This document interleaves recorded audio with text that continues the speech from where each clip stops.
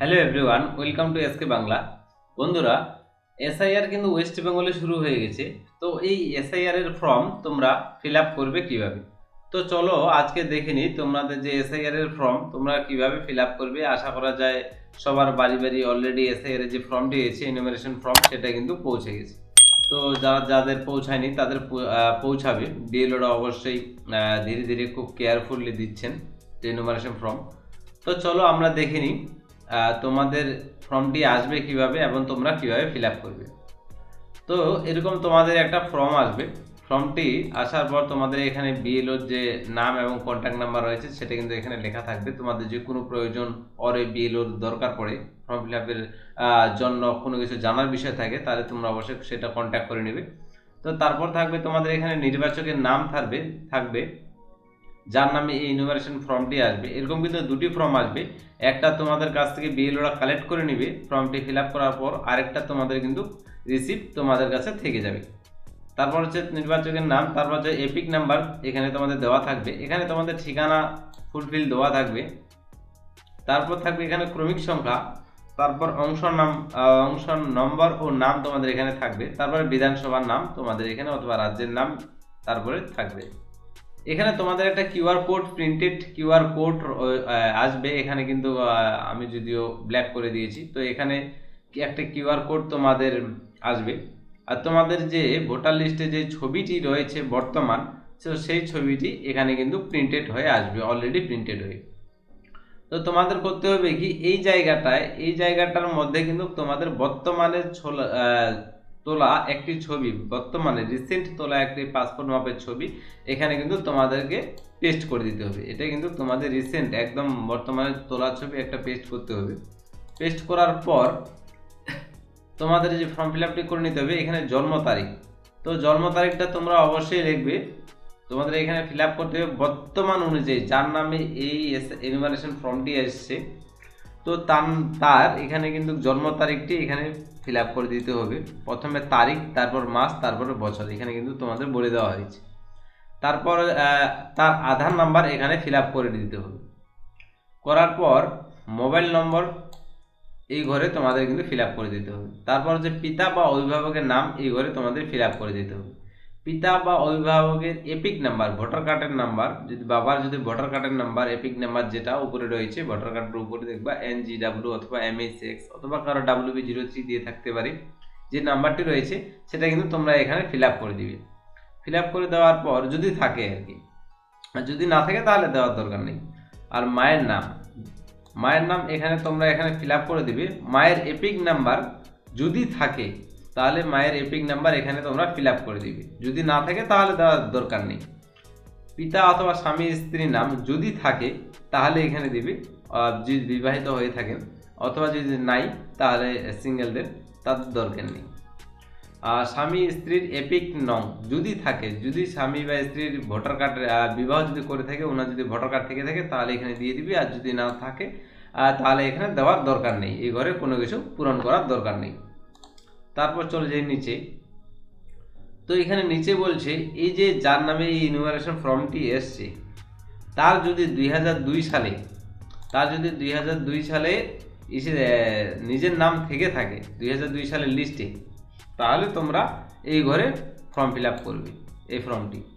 আর যদি না থাকে, বাবা অথবা দাদুর থাকে, যার নামে ইনুমারেশন ফর্মটি এসছে তার বাবা অথবা দাদুর যদি নামে থাকে 2002 সালের লিস্টে নাম থেকে থাকে, তাহলে তোমরা এই ঘরে পূরণ করবে। তো যদি নিজের নাম 2002 সালে থাকে তাহলে এই ঘরে তোমাদের পূরণ করতে হবে নির্বাচকের নাম। তোমার যদি নিজের নাম থেকে থাকে তাহলে সেই নামটি তোমার পূর্ণ করে দিবে। এপিক নাম্বার যদি সেই 2002 সালের নাম, অনেকে হয়েছে কি 2002 সালের লিস্টে নাম আছে এপিক নাম্বার নেই, যদি এপিক নাম্বার না থাকে তাহলে এখানে পূরণ করার দরকার নেই, শুধু নামটা পূরণ করে দিলেই হবে। আর যদি থাকে এপিক নাম্বারও পাশে দেওয়া থাকে তাহলে তোমরা এখানে সেটা পূরণ করে দিবে।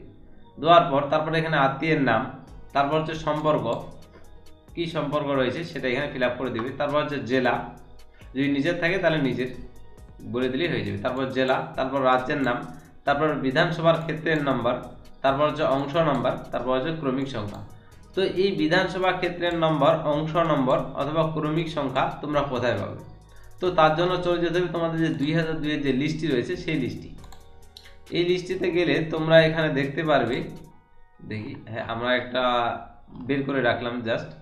তো এখানে তোমরা দেখতে পারবে এখানে কিন্তু তোমাদের বলে দেওয়া হয়েছে যে এই ফর্মটার মধ্যে, তারা বলে দিই, এই ফর্মটার মধ্যে বিধানসভা ক্ষেত্রের নম্বর যেটা এখানে বলা হয়েছে এই পয়েন্টটা তোমরা দেখবে এখানে লিস্টের 2002 সালে যে ভোটার লিস্টটি রয়েছে সেখানে কিন্তু এখানে বলা রয়েছে 21 রাজগঞ্জ এসসি তপশিলি জাতি বিধানসভা নির্বাচকের ক্ষেত্রে, এটা কিন্তু এখানে ভরে দিতে হবে। তো আলাদা আলাদা লোকের ক্ষেত্রে আলাদা আলাদা বিষয় হবে, এটা আমি যেহেতু আলাদা বুথের ডাউনলোড করছি তো সেই ক্ষেত্রে সেই বুথেরটা আমি নিয়ে দেখাচ্ছি, তোমরা তোমাদেরটা কিন্তু ফিল আপ করে দিবে। তারপর বলে রয়েছে তোমাদের অংশ নম্বর। তো অংশ নম্বর তোমরা ফিল আপ করতে হবে। অংশ নম্বর তোমরা পাবে এই যে দেখো 2002 সালের ভোটার লিস্টে এই জায়গাটায় কিন্তু অংশ নম্বর বলে একটা পয়েন্ট রয়েছে এই 312। তো এই লিস্টের ক্ষেত্রে 312, তোমাদের ক্ষেত্রে যেটা হবে সেটা তোমরা পূরণ করবে। এই অংশ নম্বরটা ওইখানে কিন্তু তোমাদের পুট করে দিতে হবে। তারপর কি বলা হয়েছে ক্রমিক সংখ্যা। তো এখানে বলা হয়েছে ক্রমিক সংখ্যা, তো ক্রমিক সংখ্যাটি তোমরা ফিল আপ করবে 2002 এর লিস্টে চলে গেলে, যাওয়ার পর তোমার নামটি যেখানে রয়েছে, যদি ধরে নাও সাপোজ উদাহরণ 13 নম্বরে তোমার নামটি রয়েছে, তো তোমার অথবা কারো বাবা অথবা দাদুর নামটি রয়েছে, তো এখানে যে ভাগ নং বলা রয়েছে এই যে ক্রমিক সংখ্যাটি, এই ক্রমিক সংখ্যাটি তোমাদের কিন্তু এখানে ইনুমারেশন ফর্মে তোমাদের ফিল আপ করে দিতে হবে এই ক্রমিক সংখ্যার এখানে। তারপর তোমার যদি নিজের নাম থেকে না থাকে, বাবা অথবা দাদুর থেকে থাকে, তাহলে সেম একইভাবে তাহলে এই ঘরটি তোমার পূর্ণ করার দরকার নেই। এই ঘরে তোমার বাবা অথবা দাদু যার নাম রয়েছে 2002 লিস্টে তার নাম, তার এপিক নাম্বার, যদি এপিক নাম্বার থাকে, তার আত্মীয়ের নাম, সম্পর্ক, তার সাথে তোমার কি সম্পর্ক আছে, দাদু নাতি নাকি হচ্ছে বাবা ছেলে, তারপরে জেলা, তারপর রাজ্যের নাম, তারপরে বিধানসভা ক্ষেত্রের নাম, বিধানসভা ক্ষেত্রের নম্বর, তারপরে হচ্ছে অংশ নম্বর, তারপরে ক্রমিক সংখ্যা, বিধানসভা ক্ষেত্রের নাম, বিধানসভা ক্ষেত্রের নাম তোমরা এখানে 2002 এর লিস্টে যে পেয়ে যাবে। বিধানসভা ক্ষেত্রের নামটি রয়েছে তোমার 21 রাজগঞ্জ এসসি তপশিলি জাতি বিধানসভা নির্বাচনের ক্ষেত্রে, এটা কিন্তু এখানে তোমাদের পূরণ করে দিতে হবে এই লেখাটি, বিধানসভার নামটি। তো এইভাবে তোমরা ফিল আপ করবে। ফিল আপ করার পর তোমাদের নিজের কিন্তু এখানে একটা স্বাক্ষর বলেছে, নির্বাচক বা পরিবারের যে কোনো সাবালক সদস্যের স্বাক্ষর, বাম হাতের বৃদ্ধাঙ্গুলের ছাপ, আত্মীয় ধরন উল্লেখ করুন, তারিখ সহ তোমাদের কিন্তু এখানে সই অথবা ছাপ তোমাদের এখানে দিতে হবে। তারপরে তোমাদের যে বিএলও রয়েছে বিএলও তোমাদের এখানে স্বাক্ষর করে দিবে।